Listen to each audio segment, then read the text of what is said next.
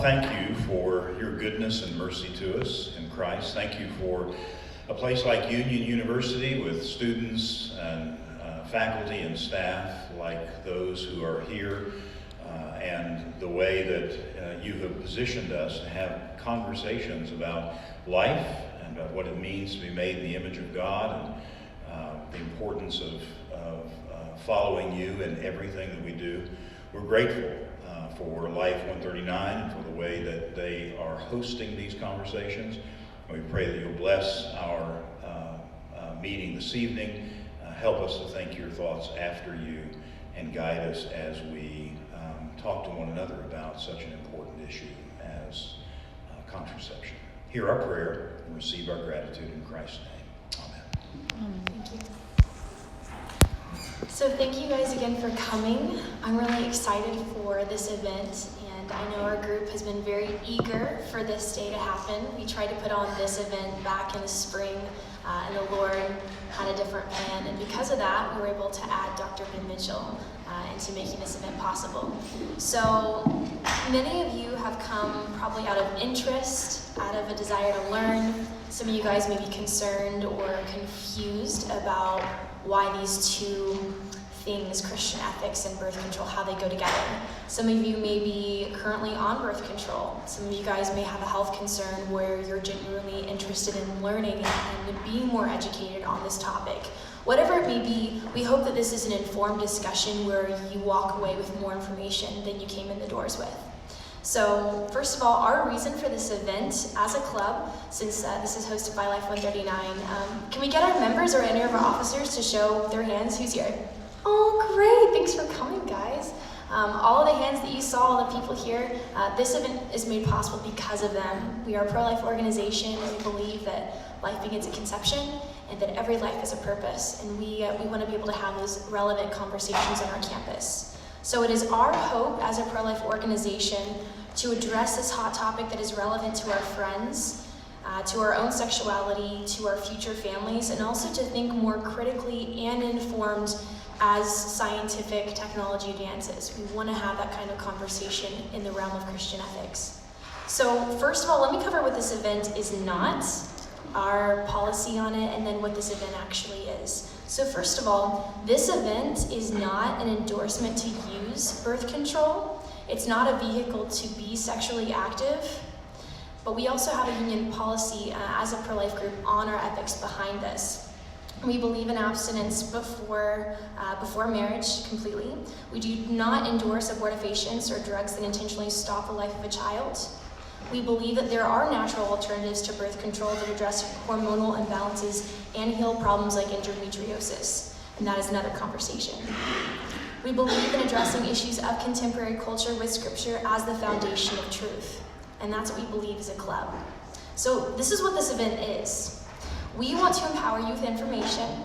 We want to help you critically compare facts with ethics, and we want to be able to provide a Christian perspective on birth control. And it is my honor to present to you guys two incredibly gifted, astute, well-rounded individuals to present to you information tonight regarding the topic of birth control. So first we're going to have Ashley come up. Ashley is going to speak on the facts and different side effects, the science behind the different types of birth control. You can go ahead and come up. And then we're going to have the second part of this event that's going to be covered by Dr. Ben Mitchell, who will have some information, a discussion, as well as part of a lecture on the Christian ethics behind birth control. So with that said, we'll go ahead and begin.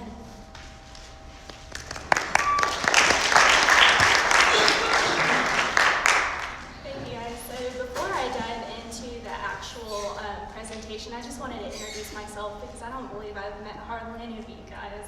So my name is Ashley. I'm a third-year student at College of Pharmacy here at Union, and I actually started my adventure with Union 5 years ago, so I did part of my undergrad here as well. This is my pharmacy class, and this year we dressed up as drugs, so we all were Scrabble letters, and I just wanted to include that. And just on a more personal note, these are my two babies. I love them to the world and back, and then also my whole family, including my fiance and I, are very medically oriented. So if I say something that you guys don't understand, please just stop me and I'll go back and try and explain it a little bit better. So just getting started, before we dive into the actual information, I just wanted to add a few of my own disclaimers to what Ms. Michaela said.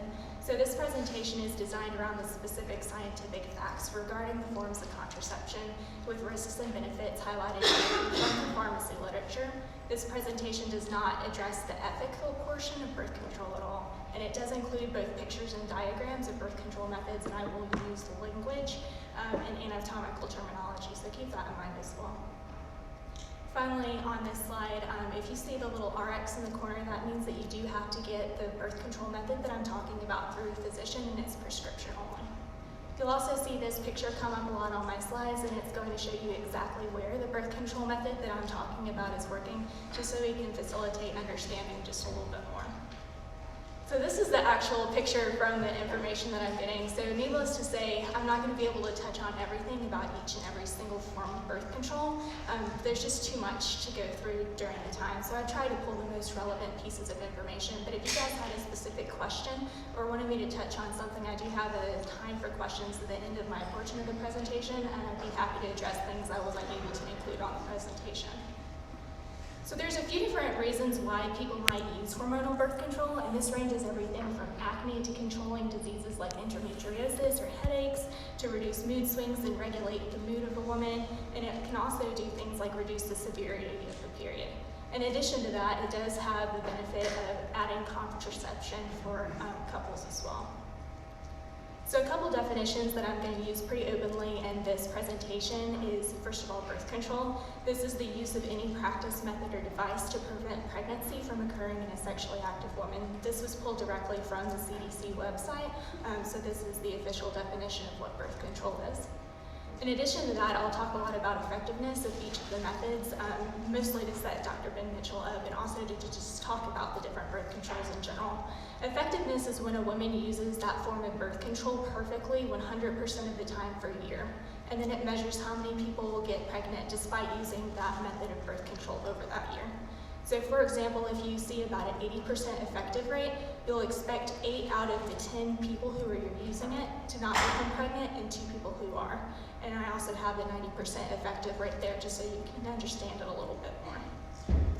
So the actual root of the problem and root of what we're talking about and the actual thing that's going on in the woman is kind of represented by this slide. And I really wanted to take the time to talk about this so we can understand how birth control is actually working in the female anatomy. So the very first section of this diagram, I know it's a little bit busy, but just bear with me for a second. So right here is where the ovary is, and this is where we're actually producing an active egg, which combines with the sperm via via conception in order to make a genetically unique individual. So this right here is where fertilization and conception actually occurs. It's really high up in the female anatomy and is usually right outside of the ovary. And then all throughout the fallopian tube, which is this long thing right here, it continues to divide. However, it's not actually implanted or part of the female anatomy yet. There's another key stage to actually being able to hold a baby till full term, and that's called implantation, which you see right here. And it doesn't happen until approximately day 7. So from day 0, which is the actual conception, all the way to day 7, you are having the different divisions and the formation of a genetically unique individual. However, you don't have implantation. You have to have all 3 of these steps, the conception, the development, and the implantation, in order to have a viable pregnancy. Moving on, so there are 3 major categories of birth control that I'm going to talk about. The first one is fertility awareness, which is the use of calendars or temperature or ovulation tools that avoids the sperm and egg interaction. The second is a physical barrier, which physically blocks the interaction of the sperm and the egg. And the last one is a hormonal birth control method, which affects the hormone system of the female anatomy and typically works via estrogen and progesterone, and sometimes can have the potential to use and control hormonal cycles as well. So a little bit about, I don't know why that's there. Sorry, a little bit of technical difficulty. So the very first section that we'll talk about is the actual fertility awareness. You might know this as natural family planning. That's usually a term that we use more often. So the first one that I pulled for us to talk about is basal thermometers. This one is a form of fertility awareness where a woman tracks their temperature every single day as soon as they wake up. And this tracks how often our body has a spike in temperature.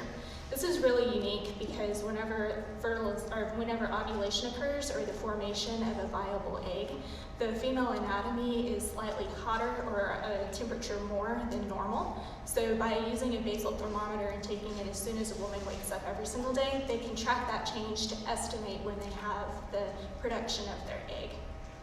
Very similarly, and I'm sure you guys have heard of this before, some people might do a calendar method which looks at first and last days of menstruation and also the cycle length to estimate when ovulation occurs and when fertilization is possible. So this just tracks and estimates a woman's fertility period.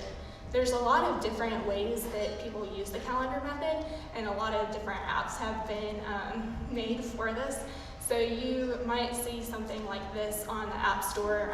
I encourage you to look at it just to familiarize yourself a little bit if you're interested in what this is, or you can also just look up family planning and just get yourself a little bit more familiar with the method.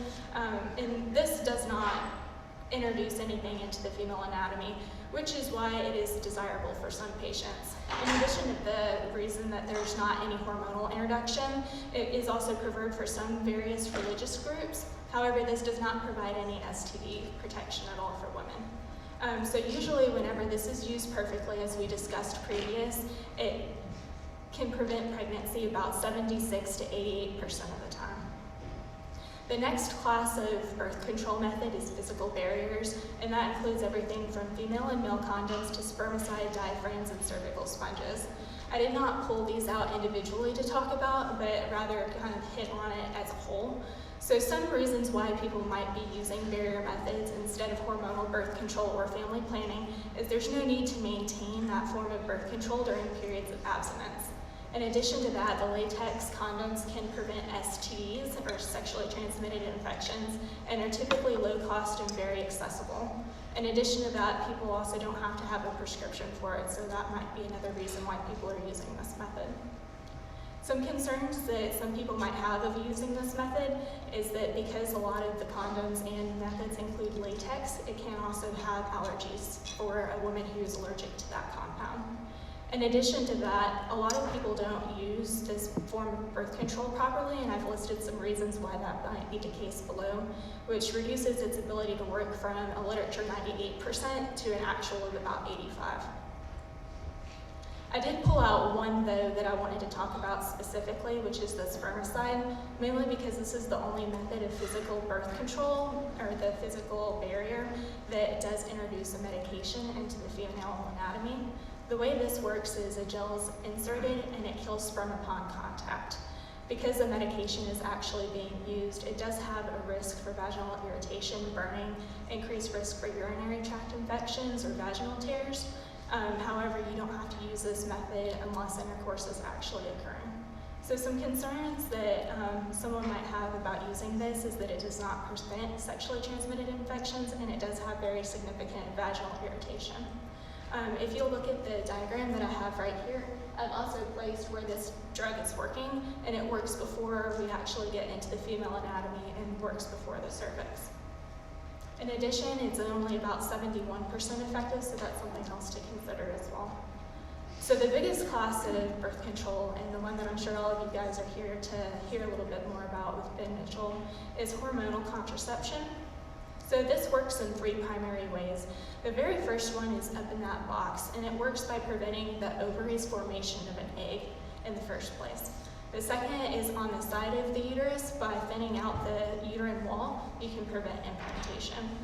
And the very final one is pointing at the cervix, because you can have a thickened cervical mucus, which prevents the ability for a sperm to actually get into the female anatomy in the first place. Now, I debated whether or not I'd put this slide on, and I decided to go ahead and do it, so just bear with me for a second.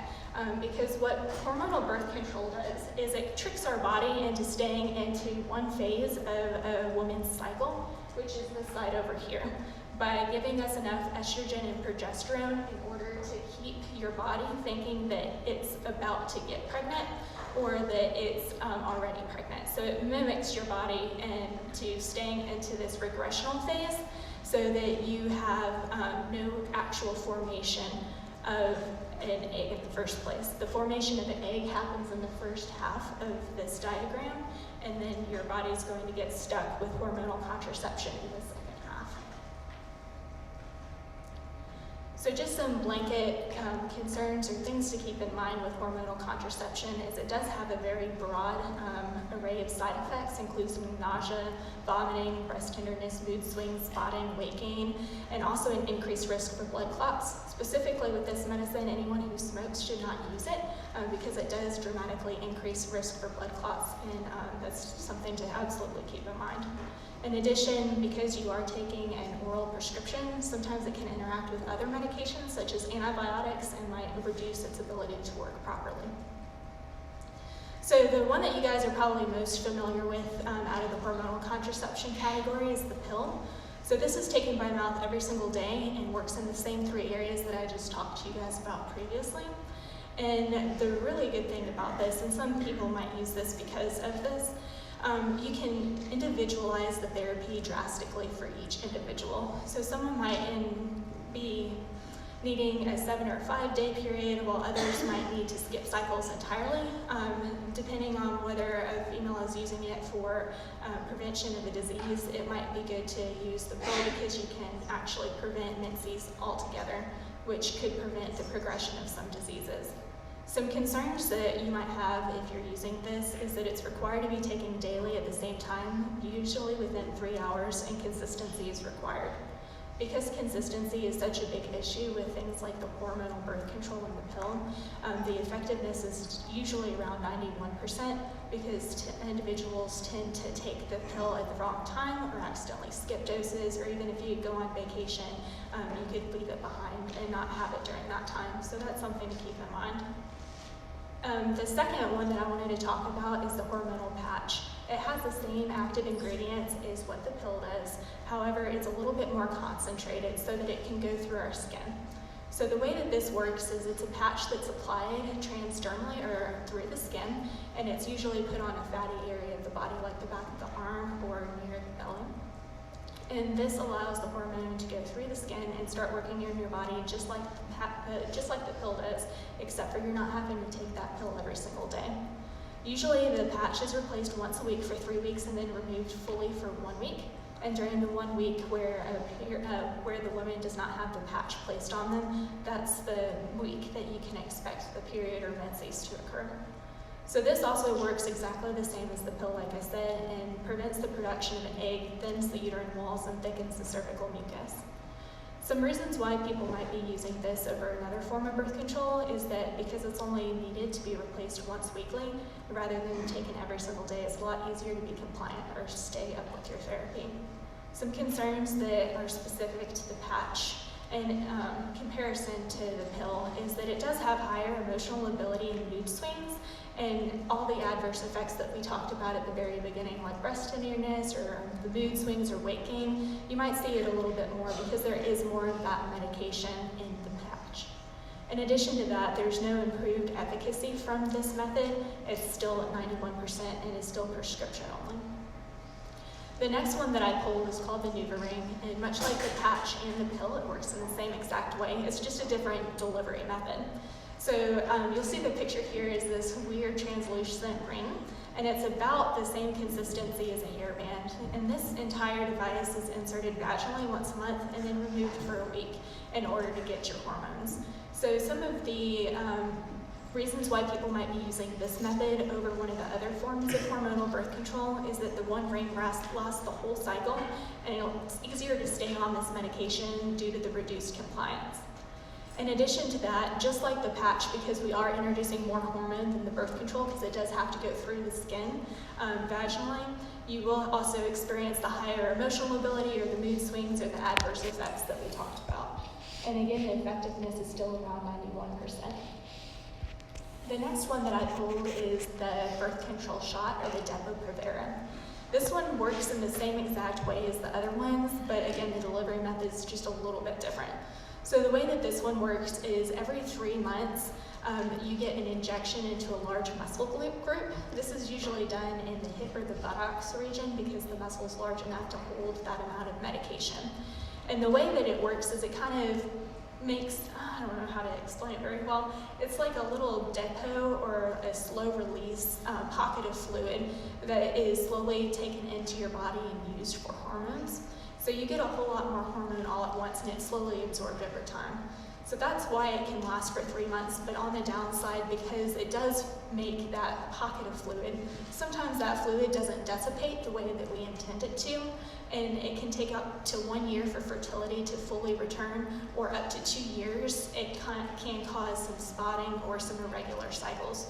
So this is a medication that is a very large time commitment. It is something that is a lot different than the other methods because it isn't something that you can quickly or easily reverse because it's injected directly into the muscle. In addition to that, another thing to keep in mind and some concerns as to why people might not like this is that it can cause periods to stop entirely because you are getting so much hormone all at once. You can't take that back because it's kind of like a flu shot. You can't remove the flu shot if you're having an adverse reaction to it because you've already had the injection. Because you don't have to go as frequently to the doctor's office for this method, though, you do see a slight increase of effectiveness up to 94%. There's a lot of different reasons why the effectiveness might not be higher. Some of that could be contributing to the fact that women might not go at the right time to go get their injection or might wait too long, and some other things that we'll talk about later. The next one that I pulled is Nexplanon. This is a rod that's inserted with a needle into the woman's upper arm. So it's very similar in the way that it works to other hormonal birth control methods. So there's no new introduction of hormone, just the delivery method's a little bit different. So this is the same consistency as one of those pink rubber erasers that you probably used whenever you were growing up. So it's pretty substantial and doesn't bend super easily. But the idea behind the rod is that it slowly gives out a set amount of medication over a longer period of time of 3 years, rather than a large amount of medication that slowly dissipates over 3 months. So this medication delivery system is a lot more precise, so you don't see nearly as many side effects as the Depo-Provera shot, but you can still see some of the heightened side effects, like similar to a patch. So some concerns of this medication is it must be inserted and removed in a doctor's office through a small cut above the device, and it may cause periods to stop entirely because it's a continual form of birth control. There's no rest period for the female's body. Because this lasts for 3 years, and usually during that time, people are a lot more compliant because they can't take out the method, and it's not required for them to come very frequently to the physician's office. You see a large jump in that of efficacy up to 99%. The last section of birth control that we're going to talk about is an IUD. There's actually 2 different types of IUDs, which I'll touch on separately. The first one that I want to talk about is the hormonal IUD, which works the same way that we've been talking about for all the hormonal birth controls. So it does prevent ovulation, thins the cervical lining, and also thickens the cervical mucus. So this is a flexible plastic Y-shaped device that's inserted through the cervix by a doctor into the actual womb or uterus of a woman. And then it's able to release hormones at a much lower rate than even an oral prescription. So one of the benefits, or one reason why people might use this, is because there's far less hormone that's introduced into the female rather than some of the other birth control methods that we've talked about. This also lasts for 3 to 5 years. Most of them last for about 5 years, so there's a longer time that this medication can be used for. Some of the concerns of this medication, though, is that it must be inserted and removed in a doctor's office, can cause abdominal cramping and spotting, and can cause irregular periods, and rarely it can even travel outside of the uterus and perforate it. That's just a really fancy way of saying that sometimes it's able to move outside of the female anatomy and cause damage. Because it is something that you don't have to go to your doctor very often for, you do see that spike of the efficacy again, up to 99% versus that 91% that we were talking about the pill. So because you don't have to go to your doctors often, it tends to work a little bit better. The second type of IUD that we're going to talk about works completely different than all of the hormonal birth control, and it's called the copper IUD. I kind of put them side by side. So this one right here is that hormonal IUD that we just finished talking about. And this is the copper IUD. It looks very similar. However, the wire that's coiled around this is made out of copper. And this copper is able to dissolve into the womb and causes a hostile environment to be produced that is unable to allow implantation.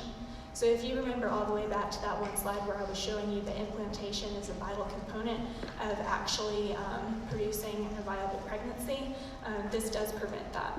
And if you look at this picture right here that we've been referencing for all of the different types of birth control, you'll see that it does not have any action at all in the ovary. It only has action in the actual womb, and sometimes can also have action in the cervix as well. So some reasons why people might choose this birth control method over some of the others is that it does last the longest. It lasts for 10 years and is pretty 99% efficacious, so it does work better than oral birth control. However, some concerns are that it must be removed and inserted in the doctor's office, just like that other IUD method that we talked about. In addition, it can still cause the same abdominal cramping or discomfort that we talked about on the other IUD as well. In addition to that, the copper IUD has additional concerns, such as implantation cannot occur, and it can cause high levels of copper in the body. So I pulled both of these side by side just so you can compare a little bit easier and look at the two. The main thing, yet again, is that one uses hormones, which is targeting the ovaries' production of an egg and prevents that from occurring, and the other one does not prevent that from occurring, the copper one, and that one does prevent implantation primarily. In addition to that, I also found in the pharmacy literature that although the hormonal IUD lasts for a shorter period of time, it is technically more efficacious and it does a better job than the copper IUD does. What questions do you guys have? I know it's kind of like drinking from a fire hose. Is there still the IUD, the coil that goes into that fallopian tube? No, that one was actually taken off of the market. The reason why is because it was causing a lot of adverse reactions and was causing a lot of localized inflammation. Because of that, they took it off.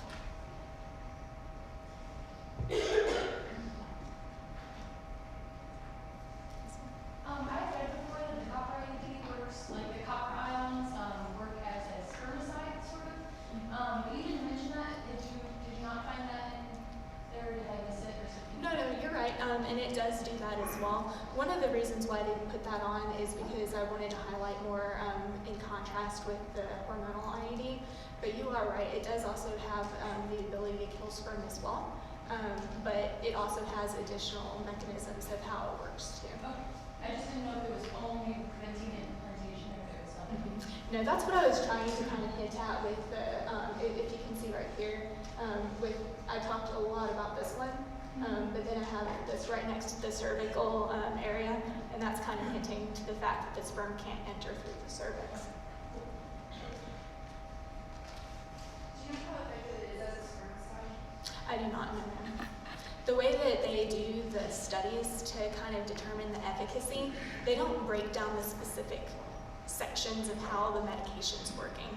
So we don't know if the hormonal birth control, for instance, is working mostly on the ovaries and then sometimes it causes the cervical mucus or vice versa. We just look at the whole picture and outcome.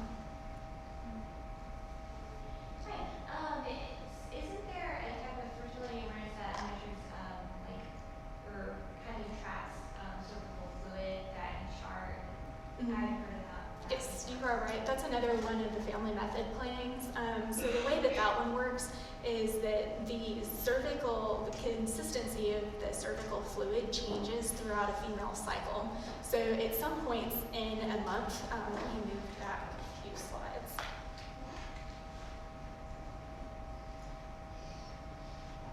Might be easier to do it this way.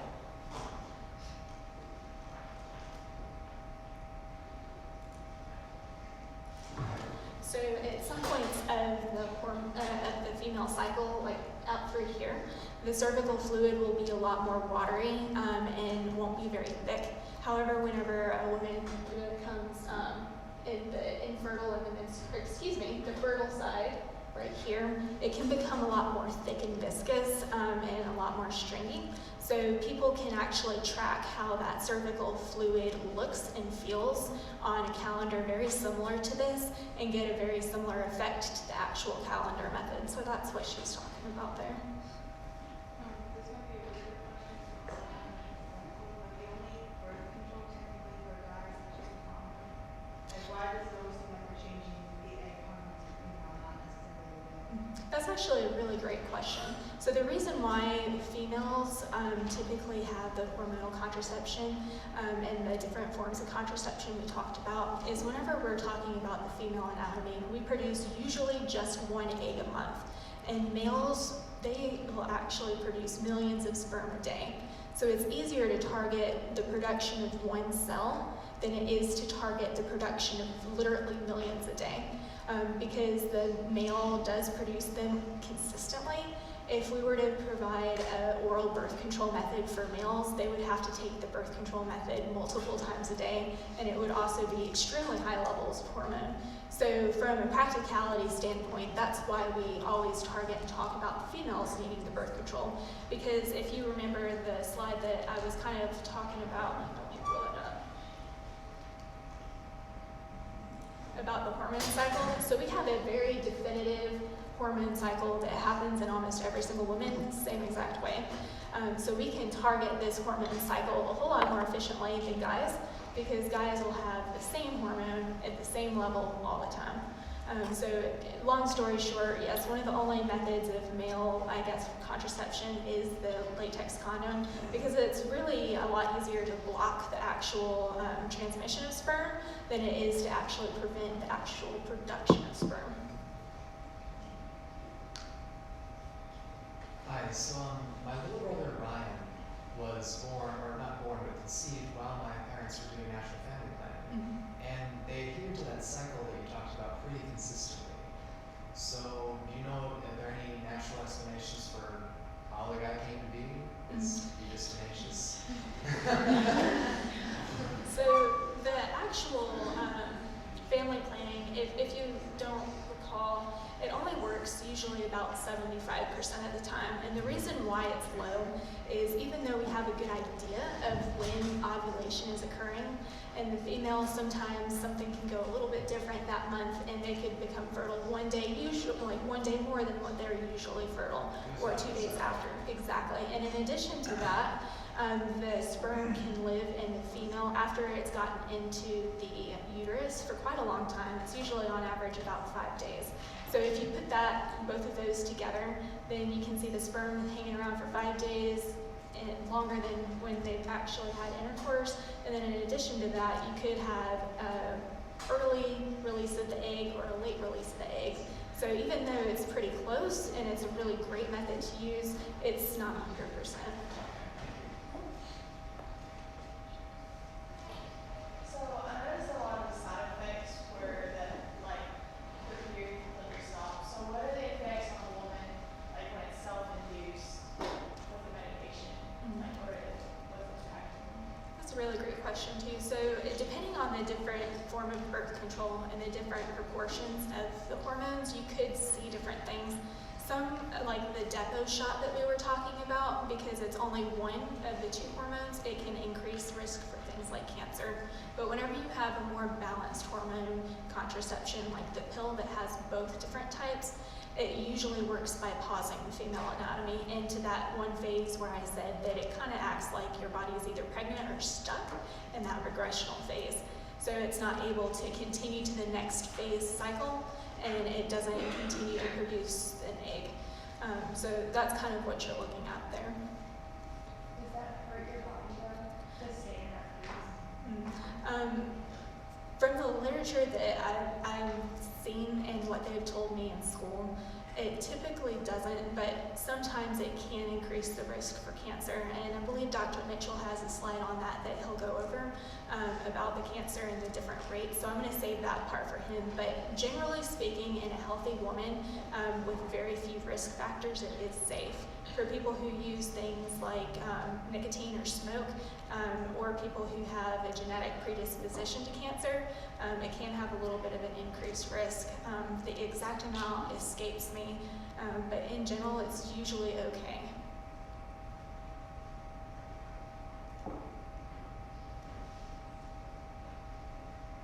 Any more questions? Is there a more effective method than natural family planning that's non-hormonal?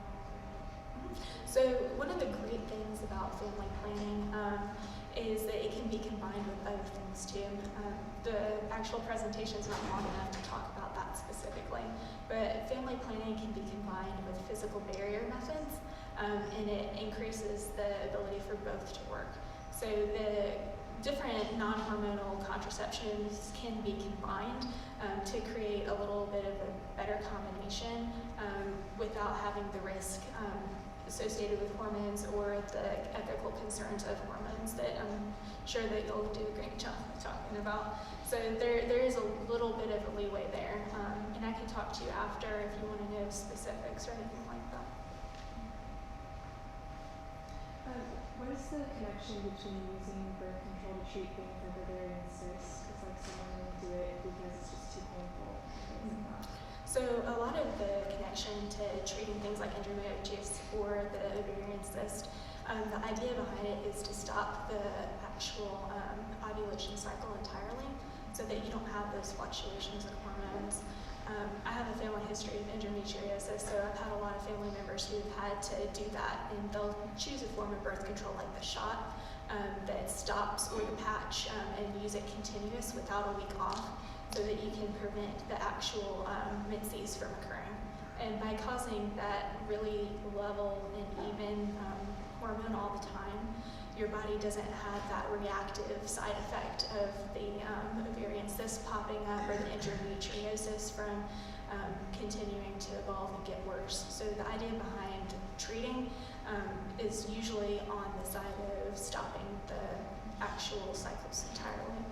With that, isn't pregnancy a way to help alleviate the endometriosis? Like treating it by actually getting pregnant? Not that I can see, but what endometriosis is the tissue that's usually inside of our uterus somehow finds a way to begin growing outside of our uterus. So you can see different tissues growing on the colon, or different tissues growing in the liver, or somewhere close to the uterus, or even outside the uterus where it's not supposed to be. And anytime you have that cycle and menses occurs, menses also occurs in the places throughout your body that it's spread to. So it'll still have the same bleeding cycle, causes a lot of different pain and inflammation in those sites. So that's not something I'm familiar with, but I wouldn't expect it to work that way. Any more questions?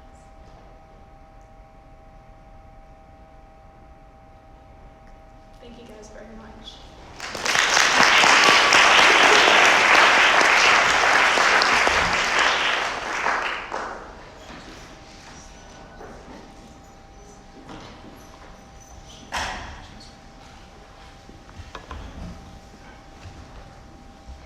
Well, thank you, Ashley. Isn't it great to be a Christian university that has a pharmacy school? And we have helpful science lectures like that. Thank you very much. I think, well, before I can talk about the ethics of birth control, I need to contextualize things just a little bit, because I want you to realize how unusual this conversation would be in the history of the Christian church. In fact, it was not until 1930, 1930, it was not until 1930 at the Lambeth Conference in England that Anglicans became, at that time, the first Christian denomination to approve of birth control at all. So this is a very recent conversation in many ways. And I think it's important to put this in a context. And let me just remind us of what the tradition has been in Western cultures that are the legatees, the inheritors of Christian worldview. And this was what life was like, not that it was perfect, but this was what life was like, say, in the 1950s. We were taught that we should abstain from sexual intimacy until marriage. That meant the wedding night. An essential and normal, but not the only purpose of marriage is procreation. First comes love, then comes marriage, then comes so-and-so at a baby carriage, right? One should refrain from sexual intimacy with anyone but one spouse. One should choose a spouse from the opposite sex, and the marital estate is intended to be a permanent, unitive love relationship for the benefit of society, not just for personal fulfillment, but for the benefit of society. And isn't it interesting that in 2019, this sounds almost quaint? That it sounds like a foreign world that we've only heard about with the hearing of our ears, but we don't experience this kind in general, this kind of culture. In fact, today, we live in a culture where courtship is dying, where cohabitation is a growing movement. Marriage as an institution, not marriages, but marriage as an institution is disintegrating. Pornography is now pandemic. Sexual abuse by clergy is daily news. There's an adult toys, so-called adult toys industry that's now mainstream and advertised on billboards on interstates all around the country. A novel, Shades of Grey, popularizes something called mommy porn, two words that ought not go together, right? Promiscuous sex is part of a hookup culture that we're all familiar with in our society. And now depopulation. We are no longer in many places in Europe and even in the United States replacing ourselves as population. No-fault divorce is rampant. Children are suffering in cohabiting relationships, and now even polyamory is being multiple sexual partners is now becoming increasingly acceptable in our culture. I want to suggest that although I don't want to be reductionistic and say that the pill is the cause of all of those, I will say that the contraceptive pill, I think we could demonstrate, has played a role in the shift, the titanic shift in our cultural mores with respects to the relationship between marriage, procreation, and birth control. Because Scripture has a definite presumption in favor of procreation. We find it in the so-called creation mandate, that we are to be fruitful and multiply and fill the earth and subdue it. That mandate continues to today. We see that God has instituted the marital union as the place where the environment in which children are received as a gift from God. Here, this is an interesting Byzantine mosaic of the creation of Adam, who had a helper fit for him, made like him. And we're taught in Scripture that a man will leave his father and mother, hold fast to his wife, and they'll become one flesh. And in that one flesh union, children are then given as a gift. And we find Scripture over and over again talking about the gift of children. And I want to point you to the most recent edition of First Things, a magazine of considerable Christian intellectual reflection. And there is an evangelicals and Catholic together statement in this new issue of First Things on the gift of children, simply to underscore the fact that children are given as a gift. They're not a burden to be born, they're a gift to be received gratefully. Notice in this condemnation of the prophet Malachi of the priests of his day, he says, did God not make the wife and husband one with a portion of the Spirit in their union? And what was the one God seeking? Godly offspring. We are called to not only procreate, but also raise our children in the nurture and admonition of the Lord. Now, as I said, it wasn't until 1930 that birth control became approved by a Christian denomination. What did some of the early Christian leaders, pastors, teachers, theologians have to say? The early church, again, was pretty clear that marriage is a procreative relationship, and that creating obstacles in procreation was a problem. Irenaeus, God made the male and female for the propagation of the human race, early church father. Or Justin Martyr, if we marry, it is only so that we may bring up children. Marriage was seen as the procreative context, and that was the reason why God gave marriage, according to Justin Martyr. Clement of Alexandria, to have coitus other than to procreate children is to do injury to nature. God has made us procreative beings, and he intends for us to be fruitful and multiply. So to have sex without the consideration of procreation, he says, is to do injury to nature. Or Cyprian, it is a source of joy and glory to humans to have children like themselves. A couple of other sources just to round out our patristic reference.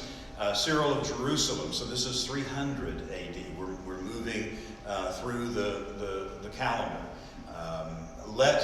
This is from a sermon. Let those also be of good cheer who are married and use their marriage properly, who enter marriage lawfully and not out of uncontrolled lust and freedom to have sex without boundaries, who recognize periods of continence so that they may give themselves to prayer, echoing 1 Corinthians 7, where Paul says that a husband and wife can have periods of sexual abstinence, but only briefly, so that they can spend time in prayer and devote themselves to God. May give themselves to prayer, who have entered into matrimony for the generation of children and not for the sake of indulgence. That is, not out of self-interest and self-aggrandizement, but for the purpose of the generation of children.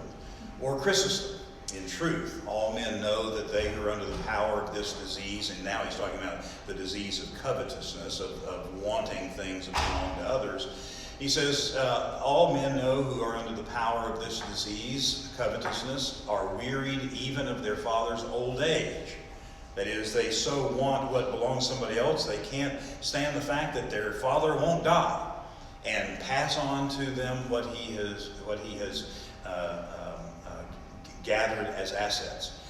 And that which is sweet and universally desirable, to having of children, they esteem grievous and unwelcome. Because of their covetousness, they don't want to have to share their goods with offspring. Many, at least with this view, have even paid money to be childless and have mutilated nature, not only the killing the unborn, but even acting to prevent their beginning to live. So even acting so as to prevent contraception and then bringing the children to term.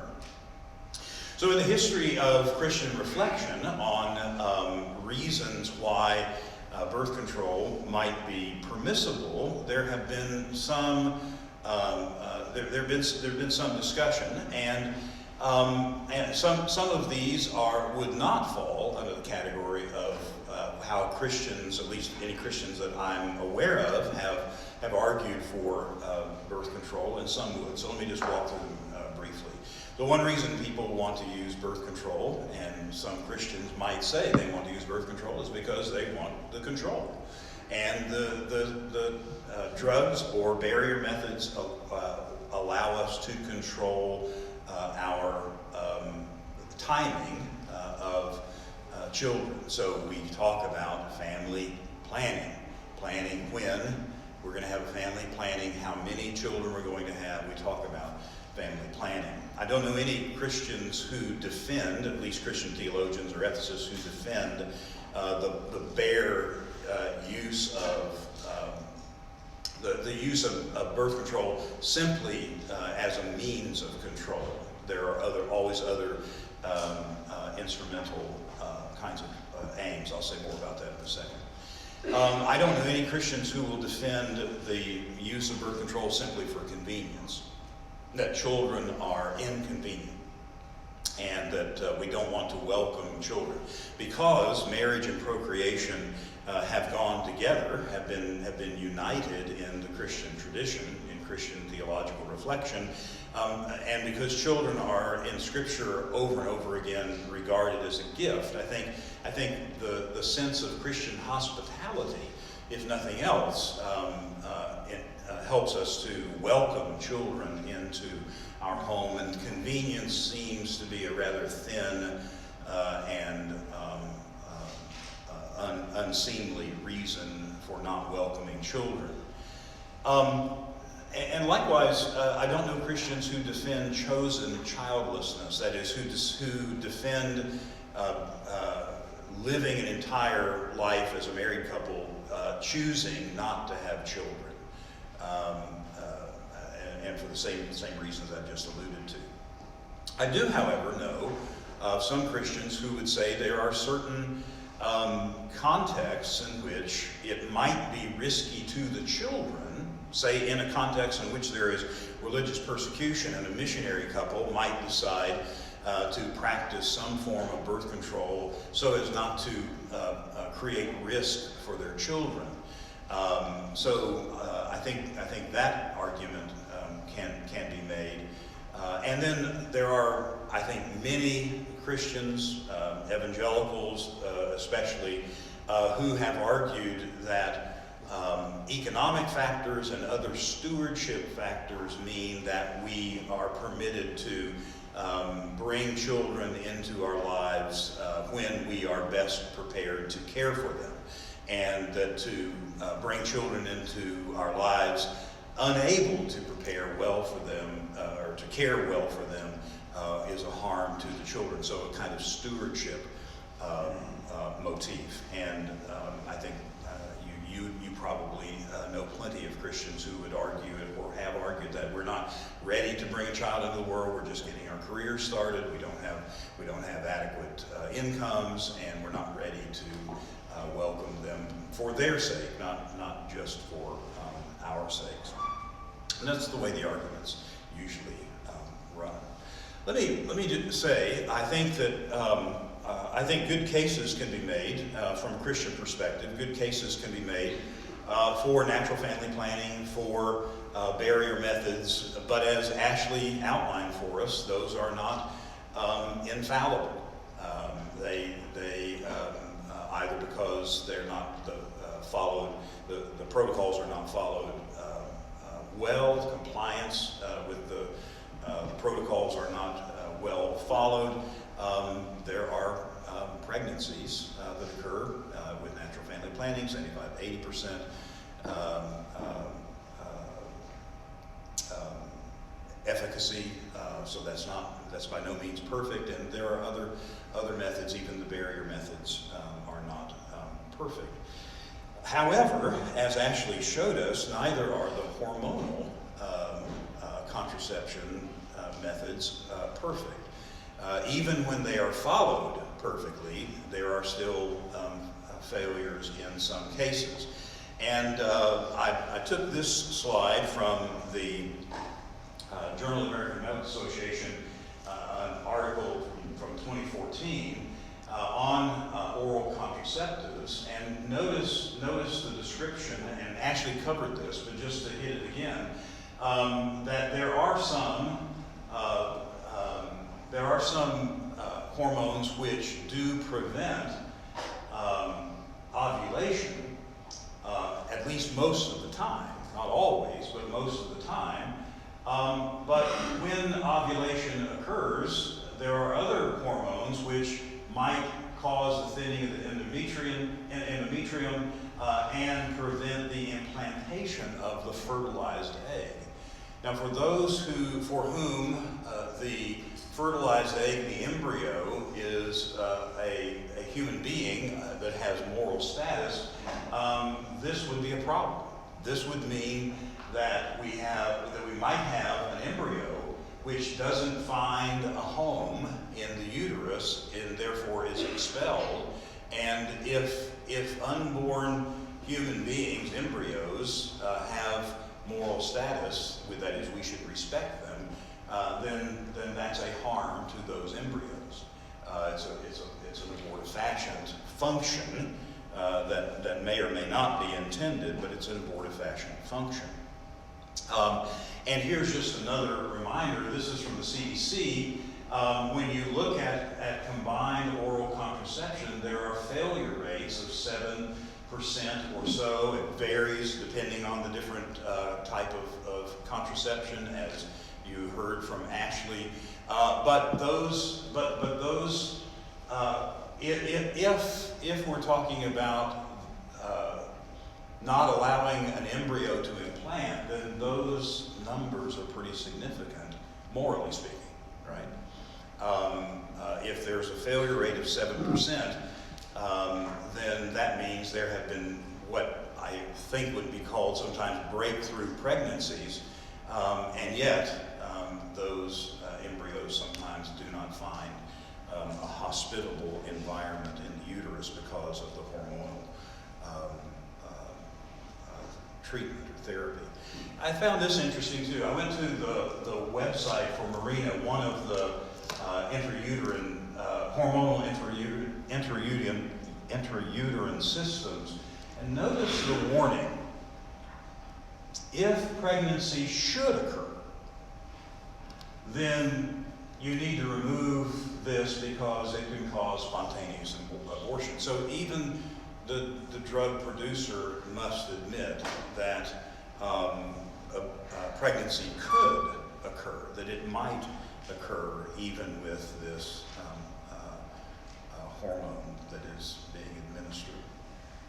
Just to go back to the question of some of the risks associated with hormonal contraception, according to the National Cancer Institute, studies have provided consistent evidence that risks of breast and surgical cancers are increased in women who use oral contraceptive, whereas the risk of endometrial, ovarian, and colorectal cancers are reduced. So there's a kind of double effect, if you will, of the various hormones and cancer risk. So in some cases they may provide protection against certain cancers, and others, in other cases, they don't. So back to my context. How did we get here? In a really provocative volume by a social commentator, Mary Eberstadt, she says, by rendering fertile women infertile with nearly 100% accuracy, the pill and related devices have transformed the lives and families of the great majority of people born after their invention.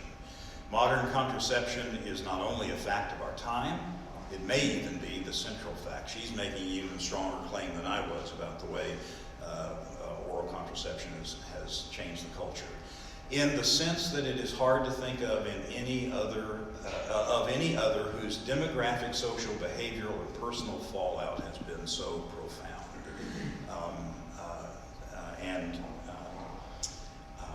I think that's worth our reflecting on. Finally, in another of her volumes, she just reminds us that we are now living in a post-Christian era where, like the waning of Christianity, the waning of the traditional family means that all of us in the modern West lead lives our ancestors could not have imagined. Go back to that first slide. We are less fettered than they in innumerable ways. We are perhaps the freest people in the history of all humanity, and at the same time, we are also more deprived of the consolations of tight bonds of family and faith known to most of the men and women coming before us. And this fact, it will be argued, has wider repercussions that have yet been understood. So, bottom line is that I think many Christians can defend the ethical use of certain contraceptions, contraceptive methods. I think natural family planning, barrier methods are usually not controversial if one believes that contraception is permissible at all. I think that hormonal contraceptions are more controversial because of the frequency or unpredictable frequency of their failure and the problem associated with the loss of embryonic life when those methods do fail. So those are some of the high points and an ethical reflection on contraception. If you have questions or if you want to make comments, I'd be delighted. And I always reserve the right to bring back up the